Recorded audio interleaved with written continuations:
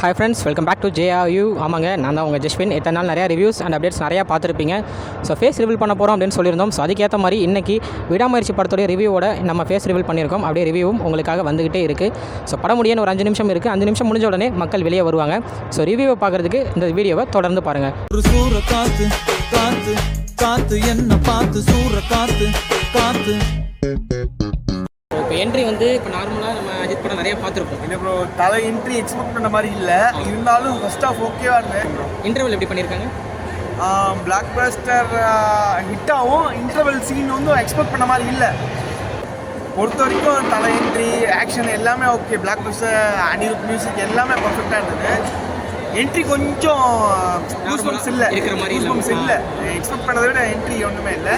Ajith films பார்த்துருப்போம்ல, அதில் இருக்கிற மாதிரி இருக்கா இல்லை வேறு எதுவும் புதுசாக பண்ணியிருக்காங்க? நார்மலாக அஜித் ஃபிலிம் பார்க்குறத விட இது கொஞ்சம் டிஃப்ரெண்ட்டாக இருக்குது. டிஃப்ரெண்ட்டான கதை இருக்குது.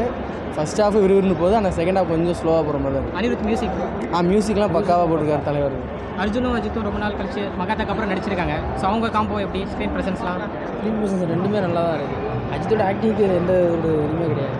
எல்லாமே அல்டிமேட் தான், என்றைக்குமே அல்டிமேட் தான்.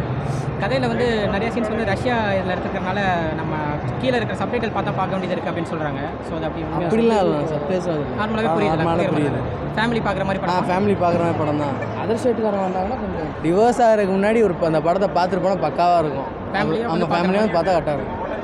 நார்மலாக இப்போது இன்ட்ரோ நம்ம அஜித் இன்ட்ரோஸ் பார்த்துருப்போம். ஆனால் இதில் வந்து அஜித் இன்ட்ரோ அவ்வளோவா இருக்காதுன்றாங்க. இன்ட்ரோவலும் இல்லைன்னாங்க. ஸோ அது எப்படி இருக்குது படத்தில்?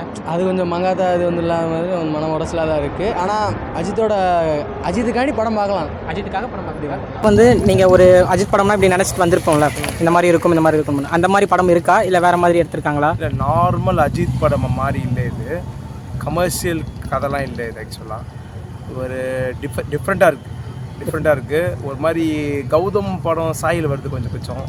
அப்புறம் கூட வரவங்களாம் புதுசாக இருக்காங்க. வில்லனில் ஆக்ஷன் கிங் மட்டும்தான் பிடிச்சவராக இருக்கார் நம்மளுக்கு. மற்ற முகங்கள் எல்லாமே புதுசாக இருக்கிறாங்க ஃபுல்லாகவே. அனிருத் வந்து பேக்ரவுண்ட் மியூசிக் செமையாக போட்டிருக்காரு. Songs 2-3 song okay. அதான் படமே ஒரு மாதிரி வித்தியாசமாக இருக்குது.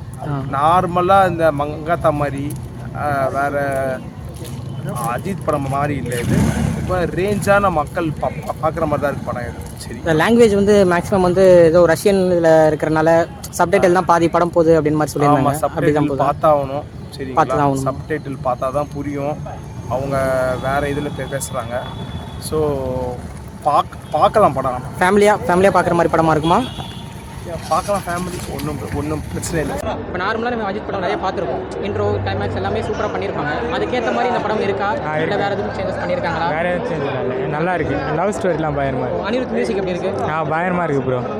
இன்டர்வல் எல்லாமே பக்காவாக பண்ணியிருக்காங்க. இந்த படத்தில் வந்து மேக்ஸிமம் வந்து இந்த ரஷ்யன் லாங்குவேஜஸ் வரனால நிறைய சப்டைட்டில் பார்த்தா பார்க்க வேண்டியது இருக்குது அப்படின்னு சொல்கிறாங்க. அது அப்படியா? ஆமாம்,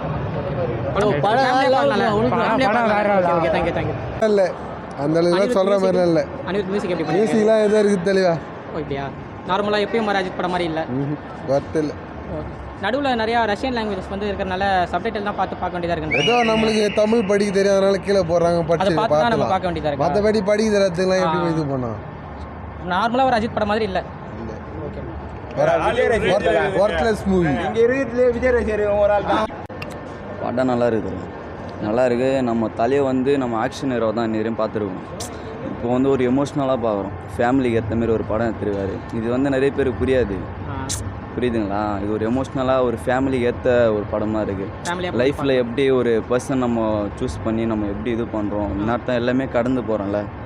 எதாக இருந்தாலும் சுச்சுவேஷன் எதாக இருந்தாலும் நம்ம சால்வ் பண்ணின்னு போயிடணும். ஃபேமிலி எதாக இருந்தாலும் ஓகேவா? அதேமாரி தான் இருக்குது. நல்ல ஒரு எமோஷ்னலான படம்.